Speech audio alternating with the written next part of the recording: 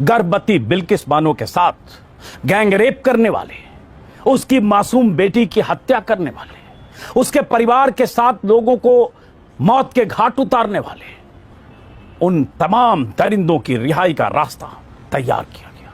गुजरात सरकार से लेकर केंद्र सरकार तक ने रिहाई के लिए कागजी खानापूर्ति की।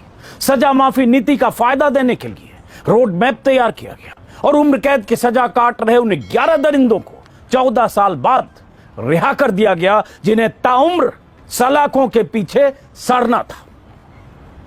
बिल्किस के जख्म पर नमक नहीं, मिर्च रगड़ी गई थी। उसी वक्त बीजेपी के एक विधायक का वो कुख्यात बयान भी आया था 1-2 दिन के बाद, जिसमें उस विधायक ने कहा था कि जेल से छूटे सभी लोग ब्राह्मण हैं, इनके अच्छे संस्कार होते हैं। वो विधायक उस कमेटी का हिस्सा था जिसका गठन इन दरिंदों की सजा माफी पर विचार करने के लिए जिला प्रशासन की तरफ से किया गया था। जेल से वो सभी दरिंदे बाहर उसी दिन आए थे जिस दिन पीएम मोदी आजादी के अमृत महोत्सव के मौके पर दिल्ली में लाल किले से बड़ी बड़ी बातें कर रहे थे। इधर मोदी नारी शक्ति पर लच्छेदार भाषण दे रहे थे और उधर उनके ही गुजरात के जेल से बाहर दरिंदे निकले थे और उन्हें फूल माला पहनाकर, माथे पर तिलक लगाकर, मिठाई खिलाकर उनका स्वागत किया जा रहा था। जब ये दरिंदे छूटकर जेल से बाहर आए थे तब सोशल मीडिया पर लगातार ये सवाल पूछा गया था, क्या इन दरिंदों की सजा माफी को केंद्र सरकार का भी अप्रूवल था? यह सवाल इसलिए भी पूछा जा रहा था क्योंकि बिल्किस मामले की जांच सुप्रीम कोर्ट के निर्देश पर सीबीआई ने की थी।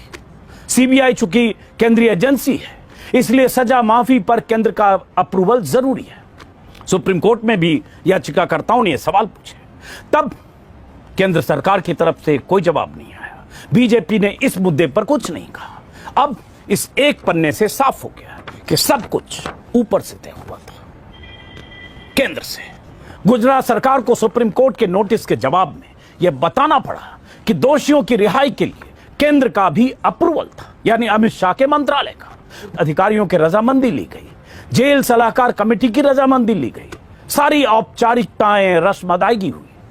अमित शाह के गृह मंत्रालय से कागजी रजामंदी ली गई और 1992 की सजा माफी नीति का लाभ देकर उन 11 दरिंदों को बाहर निकाल दिया गया कि बाद में गुजरात सरकार ने नई सजा माफी नीति बना दी थी, जिसके तहत रेप और हत्या के मामले में दोषियों को वक्त से पहले रिहाई का प्रावधान खत्म कर दिया गया था।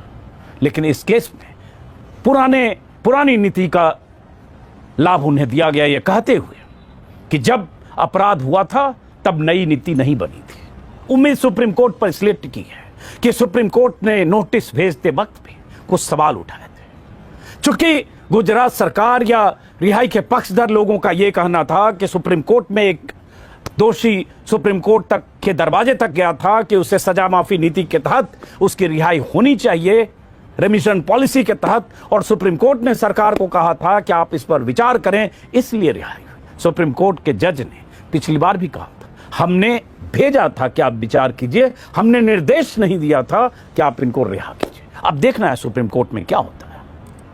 कई सामाजिक कार्यकर्ता, सुभाषनी अली, कुछ महुआ मोत्रा जैसी सांसद और कई लोगों ने अदालत का दरवाजा खटखटाया है। सुनवाई हो रही है, आज भी सुनवाई है। अब देखना है कि सुप्रीम कोर्ट का रुख इस मामले में क्या होता है। क्या उन्हें फिर से सलाखों के पीछे ठेला जाता है जो बिल्किस के गुनहगार हैं, दोषी हैं, जिनके खिलाफ सबूतों के सैकड़ों पन्ने हैं, या सुप्रीम कोर्ट भी बिल्किस मामले में अब रिहाई के बाद आंख मूंद लेता है। लेकिन एक बात तो साफ है कि एक तरफ सबका साथ, सबका विश्वास, सबका विकास, दूसरी तरफ पसमानदा मुसलमानों को आना चाहिए, लखनऊ में एक सम्मेलन हुआ। तीसरी तरफ ऐसी कोशिशें, मोहन भागवत के कुछ बयान, और अचानक ऐसा कि हिंदू मुसलमान सबको एक साथ लाने की कवायद कोई संघ की तरफ से हो रही है। इस तरह का भ्रामक प्रचार, और उन सब के बीच ऐसी खबरों को गौर से सोचिएगा कि दरअसल देश में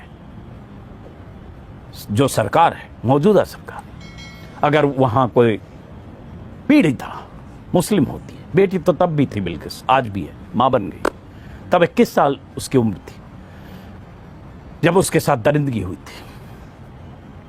अगर वो बिल्किस बानो ना होती तो शायद मोदी और अमित शाह की सरकार इस तरह से सजा माफी नीति के तहत दरिंदों की रिहाई का रास्ता साफ नहीं करती। और वो जो जेल से छूटे, अगर वो संस्कारी ब्राह्मण न होते।